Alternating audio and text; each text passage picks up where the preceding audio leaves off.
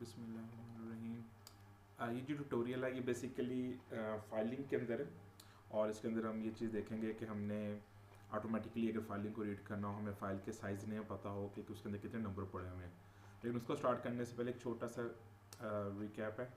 For example मेरे पास ये data.txt की फ़ाइल है और इस फाइल में ये टोटल जो हैं ये टोटल लेट्स से 13 नंबर्स पड़े हुए हैं।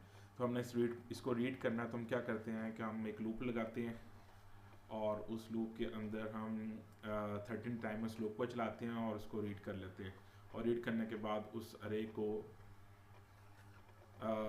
एक किस्म का डिस्प्ले करवा के चेक कर लेते हैं कि क्या रीड हुआ है या सही या नहीं हुआ।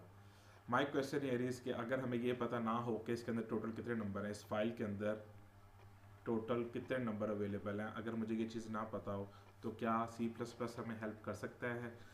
और उसका कॉन्सेप्ट जो है वो basically and of file concept है, जिसको हम EOF EOF कहते हैं। ये बेसिकली एक ऐसा फंक्शन है C++ के अंदर कि ये दो चीज़ें रिटर्न कर सकता है, आइदर 0 या 1।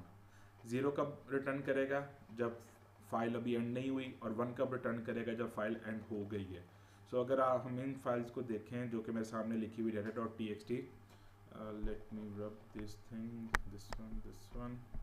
सो अगर मैं इन फाइल को देखूं और मैंने इसके अंदर कुछ चेंजेस करनी हो, रीड करना हो, तो जैसे ही मेरे पास fin क्रिएट होगा, मेरे पास जो न्यू ऑब्जेक्ट क्रिएट होगा वो फाइल के स्टार्ट में पॉइंट कर रहा होगा। सो मैं इसको एक दफ़ा रीड करूँगा, एक दफ़ा रीड करके लाऊंगा, तो एंड ऑफ फाइल जो है वो मेरे पास 0 ही रहेगा। क्यों? क्योंकि अभी एंड ऑफ फाइल आया नहीं है। फिर इसके बाद मैं दूसरा नंबर रीड करूँगा, एंड ऑफ फाइल 0 रहेगा। फिर तीसरा नंबर रीड करूँगा, एंड ऑफ फाइल 0 रहेगा। करते करते करते एक वक्त आएगा कि मैं ये जो लास्ट नंबर है 1011 इसको रीड करूँगा।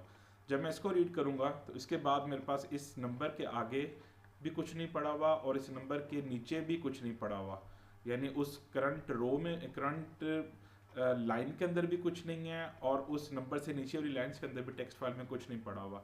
इन दैट केस आके जो एंड ऑफ फाइल है वो बेसिकली 1 हो जाएगा। सो मैं इस एंड ऑफ फाइल के ऊपर कोड लिख सकता हूँ। मैं इसको चेक कर सकता हूँ इफ़ स्टेटमेंट में कि अगर मेरे पास let's say fin dot end of file आ गया है और एक फंक्शन है तो पैरेंथेसिस आएंगी इसके साथ। सो अगर मेरे पास ये आ गया है तो इस केस के अंदर मैं लूप को ब्रेक कर दूँ।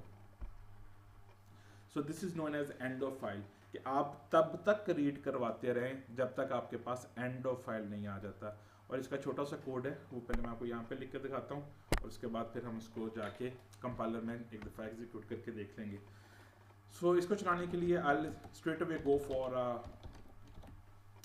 इनफाइनाइट लूप, और इस इनफाइनाइट लूप के अंदर मैं एक अरे के अंदर रीड करके ले आता हूँ, लेट्स कॉल इट ARR, और इसके अंदर रीड करके लेके आते हैं एक i इंडेक्स के साथ,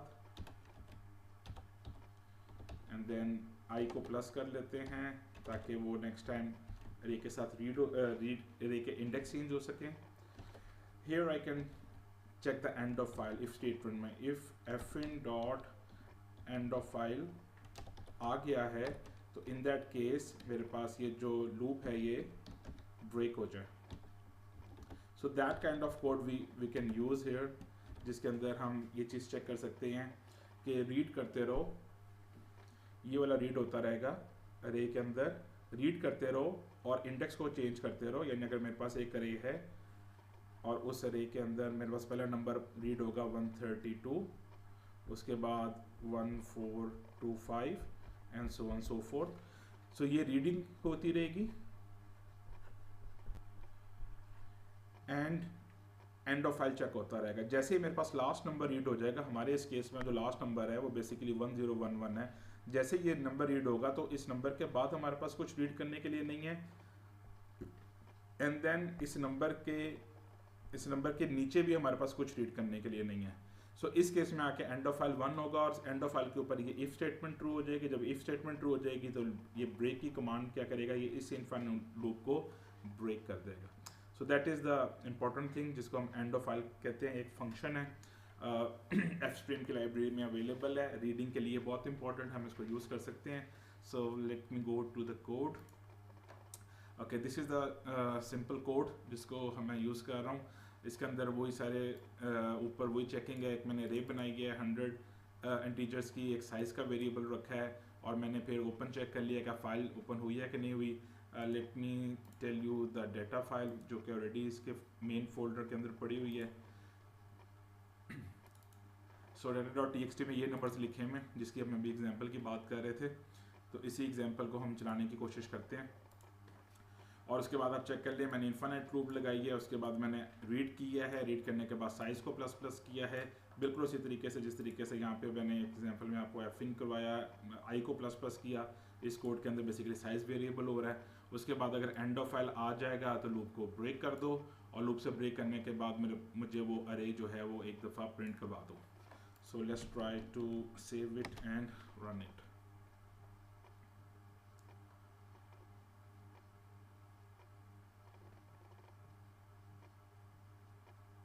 Okay, come on.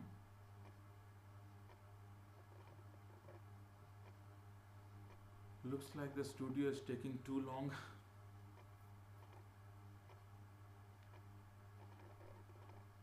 Alright, मेरे पास ये आउटपुट है। इस आउटपुट को ज़रा एक दफ़ा वेरीफाई कर लेते हैं अपने टेक्स्ट फाइल के साथ। यू कैन सी कि जो कहाँ तक मैंने रीड किया है। मैंने ये कहीं नहीं बताया अपने कोड में कि मैंने 13 दफ़ा रीड करना है, लेकिन मैंने कोड में सिर्फ ये इंस्ट्रक्शन दी है कि मैंने एंड ऑफ फाइल टाइम जाना है।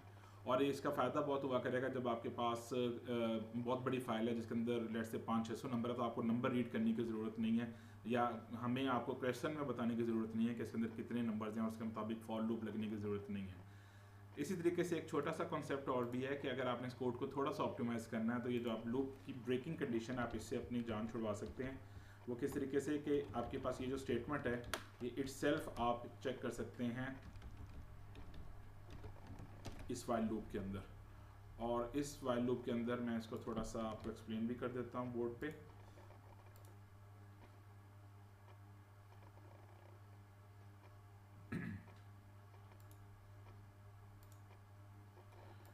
ओके, सो ये अब जो मेरे पास वाइल लूप है, ये while loop basically and of file को चेक कर रही है। ये स्टेटमेंट ऐसी है जो कि आइदर मुझे ट्रू रिटर्न करेगी या मुझे फॉल्स रिटर्न करेगी, और मुझे वाइल की लूप के अंदर मुझे ट्रू और फॉल्स ही चाहिए। सो इसकी दो आउटपुट्स हो सकती हैं, वो कौन कौन सी कि या ये बनेगा वाइल 1 या ये बनेगा वाइल 0। अब वाइल 0 कब बनेगा? मैंने आपको बताया एंड ऑफ फाइल तब 1 होता है जब बेसिकली फाइल एंड हो जाती है। सो इस केस में ये एंड ऑफ फाइल 1 होगा, और 1 होने के बाद मुझे इसको चेक करने की ज़रूरत पड़ेगी कि क्या एंड ऑफ फाइल आ गई है। तो यहाँ पे जो सबसे बेहतर कॉन्सेप्ट है वो ये है कि मैं इसको चेक करूँ कि जब तक एंड ऑफ फाइल नहीं आता, यानी नॉट लगाऊँ, जब तक एंड ऑफ फाइल नहीं आता fin dot end of file, तब तक ये लूप चलती रहे। सो अगर मेरे पास ये जो नंबर है आप देख सकते हैं कि मेरे पास जो ऊपर जितने भी नंबर्स थे, let me go up little bit, so 132 है, 14524 है। तो ये नंबर जब रीड होना शुरू होंगे तो हर दफ़ा मेरे पास एफिन जो होगा वो 0 रिटर्न करेगा। जब 0 को मैं नॉट करूँगा तो वो ऑटोमेटिकली 1 में कन्वर्ट हो जाएगा। तो ये वाइल 1 रहेगा, ये ट्रू रहेगा। कब तक ट्रू रहेगा? जब तक एंड ऑफ फाइल नहीं आ जाती। तो इस लाइन को अगर आपने उर्दू में समझना है तो इसका मतलब ये है कि तब तक लूप चलाते रहो जब तक आपके पास एंड ऑफ फाइल नहीं आ जाता। So I hope you understand. So let go to the code. और इसके अंदर भी मैंने ये चेंजेस की हैं कि मैंने इसको बताया है कि तब तक चलाते रहो भाई जब तक एंड ऑफ फाइल ना आ जाए। और इसको भी एक दफ़ा एग्जीक्यूट करके देख लेते हैं। Let's go and run that. Okay, you can see कि उसने सेम आउटपुट दिया जो कि मेरे पास आउटपुट फाइल के अंदर स्टोर थी। आप चेक कर सकते हैं। सो ये चीज़ है एंड ऑफ फाइल के अंदर, लेकिन इसके अंदर कुछ मसले मसाइल भी हैं, वो भी प्लीज़ ज़रा सुन लें क्योंकि कुछ कन्फ्यूजन आया करेंगे आपको। पहली बात तो ये है कि जब आपने एंड ऑफ फाइल को देखना है तो ये चीज़ मेक श्योर करनी है कि फाइल के अंदर कोई एक्स्ट्रा चीज़ ना पड़ी हो, not even the space. Let's say अगर मेरे पास ये लास्ट डिजिट है तो इस डिजिट के बाद कोई स्पेस नहीं होनी चाहिए, ना इस डिजिट के बाद डिजिट कह रहा ना सॉरी ना इस नंबर के बाद कोई स्पेस होनी चाहिए, ना इस नंबर के बाद किसी किस्म की कोई न्यू लाइन करेक्टर होना चाहिए।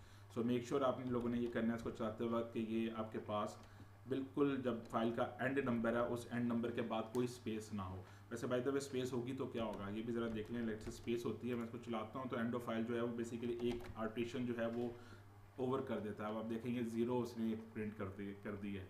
सो इस चीज़ को हमने प्रिंट नहीं करवाना, हमें इसकी ज़रूरत नहीं है। तो आपने ये मेक श्योर करना है कि इस नंबर जो भी लास्ट नंबर होगा आपकी फ़ाइल के बाद उसके बाद आपके पास किसी किस्म की कोई स्पेस या न्यू लाइन नहीं होनी चाहिए। So let me roll it back so you can see कि अभी हमारे पास फाइल जो है वो बिल्कुल सही रीड हो रही है। इसी चीज़ को थोड़ा सा और सोफिस्टिकेटेड करने की कोशिश करते हैं। ये जो हमारे पास एंड ऑफ फाइल का जो कॉन्सेप्ट है इसको मैं थोड़ा सा ऑप्टिमाइज और भी कर सकता हूँ।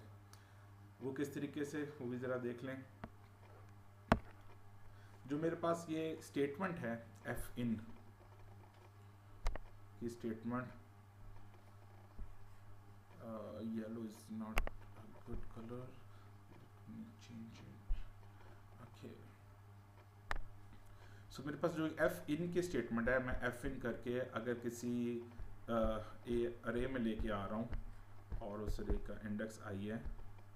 सो ये स्टेटमेंट जो है ये भी बेसिकली दो काम करवाती है। अगर तो ये एग्जीक्यूट होती है यानी ये रन होती है और नंबर रीड होकर ARR अरे के अंदर स्टोर होता है तो ये स्टेटमेंट इटसेल्फ 1 के तौर पे ट्रीट होती है।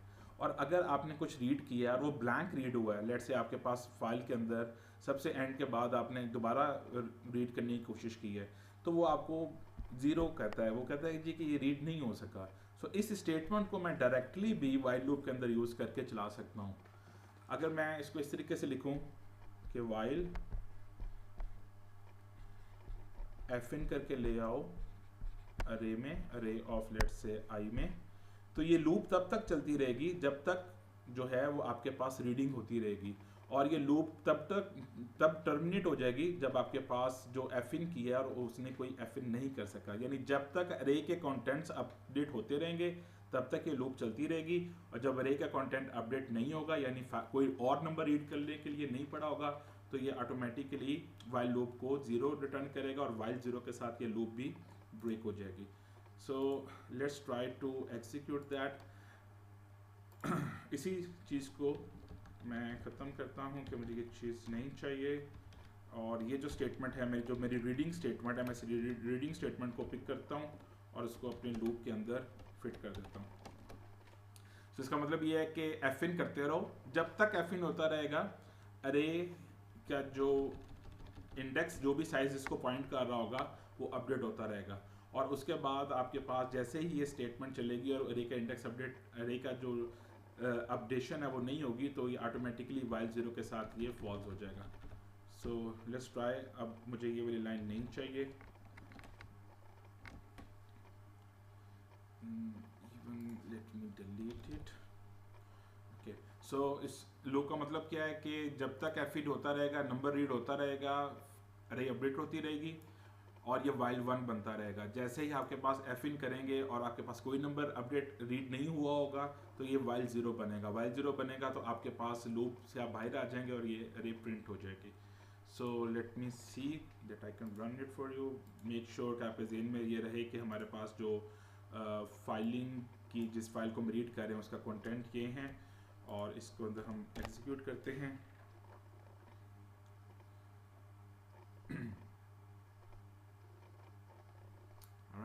So here you can see कि हमारे पास जो नंबर्स हैं वो प्रॉपर्ली रीड हो गए हैं। इस केस के अंदर अगर आपके फाइल के अंदर कोई स्पेस एंड में भी पड़ी हुई है या आपके पास कोई न्यू लाइन भी करेक्टर पड़ा हुआ है तो उससे आपकी रीडिंग की फंक्शनैलिटी को कोई फ़र्क नहीं पड़ने लगा। सो ये स्पेशल टॉपिक था, स्पेशल ट्यूटोरियल था जिसके अंदर एंड ऑफ फाइल देखा गया है। और ज़रूरी है आप लोगों के लिए क्योंकि हर दफ़ा आपको नहीं पता होगा कि how many times you have to read from a file. So आपके पास लेट से 600 नंबर पड़े हुए हैं और आपको एग्ज़ाम में पूछ लिया कि इसको रीड करें तो आपके पास वो कहाँ से वो इन्फॉर्मेशन आएगी कि आपके पास 600 नंबर पड़ा हुआ है। वो नंबर आपको कैलकुलेट करने की ज़रूरत नहीं है, आप एंड ऑफ फाइल तक रीड करें। यहाँ पे एक छोटा सा मसला है वो भी सुन लें। वो मसला ये है कि मुझे फ़ाइल के अंदर ये नहीं पता कितने नंबर हैं, तो मैं इस अरे का साइज़ क्या रखूँ। सो इस चीज़ को टैकल करने के लिए हम थोड़ी सी बड़ी अरेज बनाया करेंगे। यानी मैं ये आपने ज़हन में बैठा सकता हूँ कि मुझे क्वेश्चन में ये बताया जाना चाहिए कि आप जब अरे फाइल के अंदर ये नहीं पता कितने नंबर हैं, लेकिन ये ज़रूर पता है कि 100 से कम नंबर हैं। सो अगर मैं 100 की अरे बना लूँगा तो मेरे पास वो जो रीडिंग है वो बिल्कुल परफेक्ट चलेगी। फॉर एग्जांपल मैं आपको क्वेश्चन देता हूँ कि आपके पास एक फ़ाइल है जिस फाइल के अंदर आपके पास मुझे नहीं पता कि उसके अंदर कितने नंबर अवेलेबल हैं, लेकिन मुझे ये ज़रूर पता है कि वो 500 से कम है।